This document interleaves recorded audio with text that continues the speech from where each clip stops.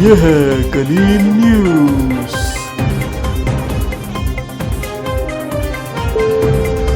उबाड़ो से अकरम आराई की रिपोर्ट। उबाड़ो रोंती कच्चे में शर बरादरी और धोंदू बरादरी के माबैन जारी देरीना तनाजा।